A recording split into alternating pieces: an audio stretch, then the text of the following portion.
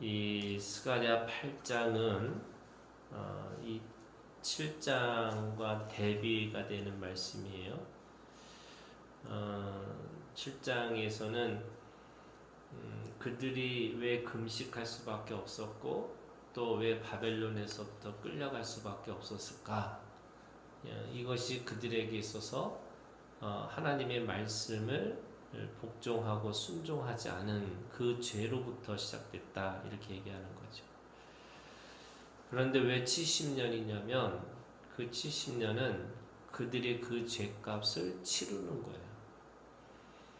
하나님은 우리를 사랑하시죠. 그런데 그 사랑 안에는 반드시 공의와 정의가 있는 거예요. 왜 공의와 정의가 있냐면 이게 하나님의 백성답게 살게 하시려고 그런 거고, 궁극적으로는 우리의 구원이 어떤 것이 있냐면 하나님이 내 안에, 내가 하나님 안에 이 단위를 이루는 구원이 있어요. 그 단위를 이루는 구원이라는 것은 그냥 하나님을 닮아가는 것으로 끝나는 게 아니라 우리에게 예수 그리스도의 믿음으로, 이걸 예수 그리스도를 믿는 믿음이 아니고 예수 그리스도의 믿음으로 살게 하시려고 하는 거예요. 그러니까 모든 만물의 피조물과 우리 사람이라는 것은 완전히 다른 존재예요. 하나님은 창조주이시지만 우리는 피조물이죠. 그런데 창조주와 피조물이 단위를 이룬다는 것은, 이것은 또 다른 신비죠. 예수 그리스도 안에서 하나님이 하나님이시잖아요. 예수님이 하나님이시라고 하는 신성이 있는 거에 반해서 또 예수님은 우리와 같이 똑같이 우시고 또 배고프셨고 또 그때마다 고통당하시고 아파하시고 또 기뻐하시고 이러셨어요. 그것은 사람됨이시는 거죠. 그러니까 예수 그리스도는 진짜 하나님이시면서 진짜 사람이셨어요. 그것이 예수 그리스도가 우리를 통해서 보여주시는 거죠. 우리를 예수 그리스도를 믿는 믿음으로 살 수 있다는 거예요. 그래서 우리가 가지고 있는 믿음은 내가 아브라함보다 또는 내가 다윗보다 또는 내가 모세보다 뛰어날 수 있을까? 예수님은 우리에게 말씀하시는 거예요. 우리를 믿음의 장자로 부르셨고 뿐만 아니라 하나님과 하나가 되게 하시는 그 단위를 이루는 구원으로 우리를 불러주셨다는 거예요. 그것이 오늘 우리가 가지고 있는 믿음이고 하나님이 원하시는 우리들의 모습이라고 할 수가 있는 거예요. 그런 의미에서 이 8장은 이 하나님의 입장에서 이 10가지를 약속을 하세요. 그 10가지의 약속이 뭐냐면 하나님이 그들을 다시 회복시켜 주시겠다는 거예요. 그냥 회복이 아니죠. 하나님과 하나가 되게 하시는 거죠. 단위를 이루게 하시려고 하시는 거예요. 그런 의미에서 이 8장은 그들이 다시 돌아와서 다시 그 가나안 땅에, 이게 첫 번째 출애굽이라고 하는 애굽에서 탈출해서 돌아온 그들이 아니고요. 바벨론에서 그들이 다시 돌아왔을 때는 그 첫 번째 이 출애굽의 이상의 두 번째 출애굽의 사건은 또 다른 차원이 있다는 거예요. 그 첫 번째의 출애굽은 그 가나안 땅에서 사는 방식을 배워야 되는 거예요. 그러니까 체질이 바뀌어야 되는 거죠. 그런데 바벨론에서 돌아온 그들은 그 체질만은 아니라 완전히 존재 자체가 바뀌어야 되는 거예요. 그것이 두 번째 출애굽의 사건이었어요. 그리고 그걸 통해서 온전히 완성하신 것이 뭐냐면 바로 예수 그리스도예요. 그러면 이 8장은 어떻게 시작하느냐? 이렇게 시작해요. 만군의 여호와의 말씀이 임하여 이르시되 만군의 여호와가 이같이 말하노라. 이렇게 시작하는 거예요. 이 말은 무슨 뜻이냐면 창세기 1장과 2장에서 뭐라 그러냐면 하나님이 말씀하시되 이런 거예요. 하나님이 이르시되 이게 뭐냐면 말씀의 창조예요. 하나님은 우리를 말씀으로 다시 창조하시기를 원하신 거죠. 이게 이스라엘 사람들이에요. 이스라엘 사람들을 그냥 돌아와서 그러니까 죄값을 치른 또 다른 이 여전히 죄를 짊어지고 살 수밖에 없는 존재로 만들기를 원하신 게 아니고요. 완전히 다른 존재로 만들기를 원하셨어요. 새로운 피조물이죠. 새 하늘과 새 땅이라고 하는 새로운 피조물로 만들기를 원하신 거예요. 첫 번째 2절에 보면은 만군의 여호와가 이같이 말하노라 내가 시온을 위하여 크게 질투하며 그를 위하여 크게 분노함으로 질투하노라 이렇게 얘기합니다. 하나님은 질투하시는 하나님이에요. 질투하신다는 말씀은 뭐냐면 이런 거예요.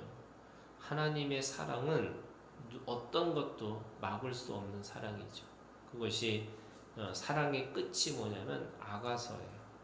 그 아가서에 있는 말씀에 보면 물로도 어떤 것으로도 끌 수 없는 하나님의 불같은 사랑이 있어요. 또 어떤 것으로도 지울 수 없는 하나님의 도장 같은 사랑이 있으세요. 그러니까 불같고 도장 같은 하나님의 사랑은 그 어떤 것으로부터 끌 수 없는 그런 질투의 하나님의 사랑으로 우리 가운데 있다고 말씀하시는 거예요. 늘 하는 얘기지만 하나님은 하늘에 계시는 게 제일 편하고 좋은 거죠. 그런데 왜 하나님이 자기의 보좌를 내려오셔서 이 땅으로 오셨을까? 그리고 이 땅에 오시면서 왜 사람의 모습으로 오셨을까? 그리고 그 사람의 모습들 중에서 가장 낮고 낮은 그런 비천한 종의 모습으로 오셨을까? 그것이 하나님의 질투의 사랑이에요. 하나님은 좋은 게 아니에요. 하나님은 그 하나님의 피조물 사람을 하나님의 사람으로 창조된 하나님과 하나가 되어지는 사랑을 하기를 원하시기 때문에 하나님은 하늘에서 우아하게 계실 수가 없는 거예요. 그래서 내려오셨어요. 그래서 그 내려오신 하나님은 질투하시고 분노하시고 오늘 우리 가운데 그 사랑을 보여주세요. 하나님의 사랑은 분노의 사랑이고 질투의 사랑이에요. 두 번째, 그 분노와 질투는 어떻게 나타나느냐? 3절에 있는 말씀에 여호와가 이같이 말하노라 내가 시온에 돌아와 예루살렘 가운데 거하리니 예루살렘은 진리의 성읍이라 일컫고 만군의 여호와의 산은 성산이라 일컫게 되니라. 예루살렘, 이게 새 예루살렘으로 되어지는 거예요. 그 새 예루살렘은 어떻게 될 거냐? 하나님의 진리의 성읍이 될 거라는 거예요. 이 진리라는 말의 뜻은 어떤 뜻이 있냐면 성실하다는 거예요. 하나님은 질투하시는 하나님이고 분노하시는 하나님인데 그 질투와 분노가 어떻게 할 거냐? 항상 영원히 쉬지 않고 범사에 하나님은 그 일들을 우리한테 보여주시겠다고 말씀하시는 거예요. 그래서 하나님은 그 예루살렘을 통해서 진리의 성읍이 될 것이다. 왜요? 하나님은 그곳에 항상 쉬지 않고 범사에 그곳에 영원히 계시기 때문에 그런 거죠. 뿐만 아니라 그 산은 성산, 거룩한 산, 이런 거룩한 공간이 되겠다 이렇게 말씀하시는 건데 이 거룩하다는 말이 무슨 뜻이 있냐면요. 이 거룩하다는 것 때문에 하나님이 그들을 거룩하게 하기 때문에 누구도 그들을 만질 수도 없고 해할 수도 없는 거예요. 그래서 예루살렘은 해할 수도 없고 또 누군가가 그것을 건드릴 수도 없는 하나님의 공간이 된 거예요. 그것이 뭐냐면 평화예요. 예루살렘이라는 말은 무슨 뜻이냐면 이 평화라는 뜻이잖아요. 하나님의 이 샬롬이라고 하는 이 평화가 그 공간, 그 안에서 있을 건데 왜 있느냐? 하나님이 그 성산이라고 하는 거룩한 산으로 만드시기 때문에 그런 거죠. 세 번째는 만군의 여호와가 이같이 말하노라. 예루살렘의 길거리에 늙은 남자들과 늙은 여자들이 다시 앉을 것이라. 다 나이가 많으므로 저마다 손에 지팡이를 잡을 것이요. 평안에 그리고 하나님의 그 평화가 온전히 이루어지는 것이 뭐냐면 바로 이 사람들이 자기의 수명을 다하고 사는 거예요. 전쟁이 일어나거나 질병이 일어나거나 하나님의 이 심판 가운데 있는 이 저주가 있으면 그들은 그렇게 오랫동안 살 수가 없다는 거예요. 근데 하나님이 원하시는 대로 또 하나님이 정하신 대로 그 생명을 다하고 있는 삶으로 살 것이다. 이렇게 말씀하시는 거죠. 그러니까 그냥 그렇게 사는 것이 아니고 하나님이 그 생명까지도 주관하시기 때문에 그 생명을 다하고 살 것이다. 이렇게 말씀하세요. 5절 그 성읍거리에 소년들과 소녀들이 가득하여 거기에서 뛰노니라. 그러니까 남녀노소죠. 어린아이와 이 나이 드신 분들이 함께 어울려서 살아내는 것. 그러니까 숙명 다하지만 또 새로운 생명들이 다시 태어나서 이 평화의 이 하나의 장면으로 보여주고 있는 거예요. 그리고 네 번째는요. 만군의 여호와가 6절이에요. 만군의 여호와가 이같이 말하노라. 이 일은 그날의 남은 백성의 눈에는 기이하거니와 내 눈에는 어찌 기하겠냐. 만군의 여호와의 말이니라. 그날의 남은 백성의 눈 이라고 그러잖아요. 그러니까 남은 백성들이 있어요. 그 남은 백성들이 뭐 하느냐? 만군의 여호와가 이같이 말하노라. 보라, 내가 내 백성을 해가 뜨는 땅과 해가 지는 땅에서부터 구원해 내고 인도하다가 예루살렘 가운데 거주하게 하리니 그들은 내 백성이 되고 나는 진리와 공의로 그들의 하나님이 되리라. 다시 언약을 맺는 거죠. 그러니까 남은 자들을 통해서 하나님은 다시 언약을 맺으면서 첫 번째 이스라엘 백성들과 맺었던 언약과 똑같은 언약이에요. 하나님은 그들의 하나님이 되고 또 그들은 하나님의 백성이 될 것이다. 이렇게 말씀하시는 거예요. 그런데 사실은 그 남은 자들이 누구냐면 그 첫 번째 출애굽을 뛰어넘고 그걸 통과하고 다시 돌아와서 다시 하나님의 성전을 짓고자 하는 사람들을 남은 자라고 얘기하는 거잖아요.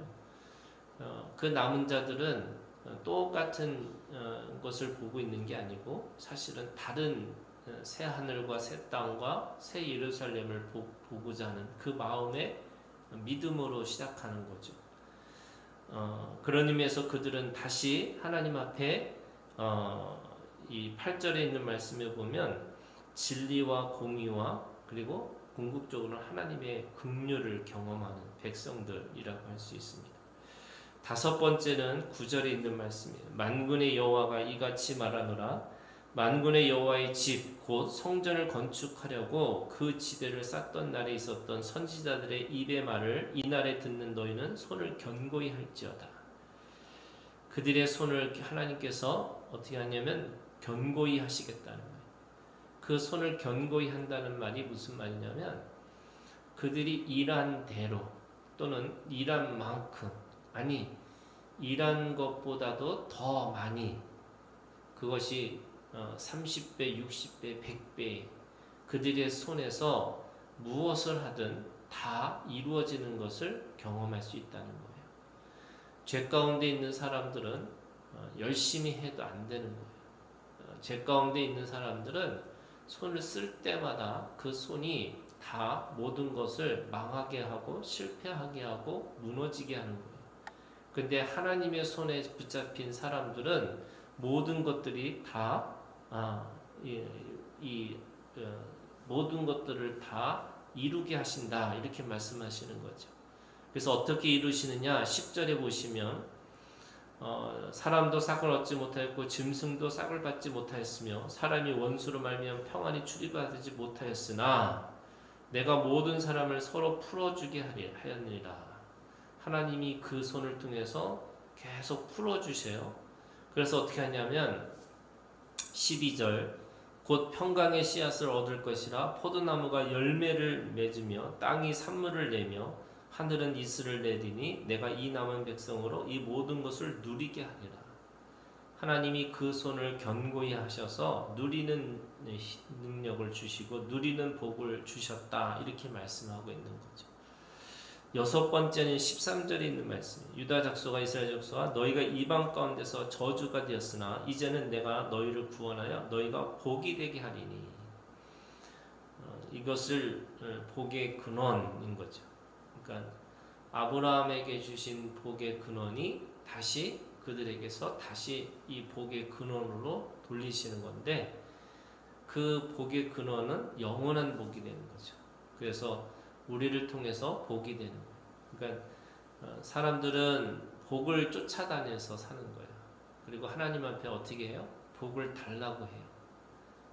그러니까 그 복을 달라고 하니까 어떻게 사냐면 끊임없이 고아처럼 사는 거예요.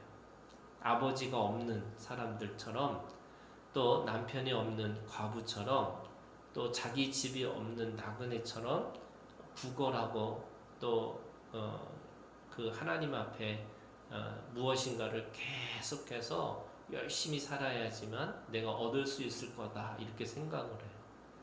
그런데 이 하나님이 우리한테 주신 복이 뭐냐면 네가 복이라는 거예요. 네가 복의 근원이라는 거죠. 왜요? 우리에게는 하나님의 아버지가 있고요. 남편 대신 예수 그리스도가 있고요. 또 나그네가 아닌 우리의 본향의 집이 있는 사람들이에요. 그러니까 무엇을 먹을까 입을까 마실까를 염려하고 사는 게 아니고 그의 나라와 그 의를 구하고 살아가는 사람이에요.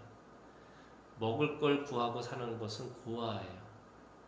또 내가 어떻게 평안하게 살 것인가 라고 고민하는 게 과부예요. 나그네예요.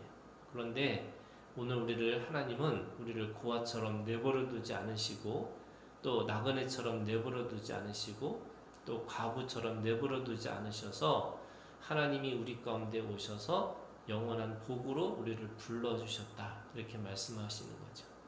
그래서 복으로 사는 거예요. 내가 복이고 하나님의 복의 근원으로 살으라 이렇게 말씀하시는 거예요.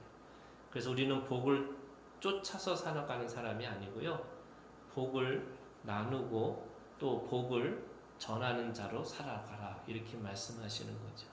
오늘도 우리가 믿음으로 이 돌아온 이스라엘 사람들처럼 이 믿음으로 살아가는 하나님의 사람들이 되기를 주님의 이름으로 축원합니다.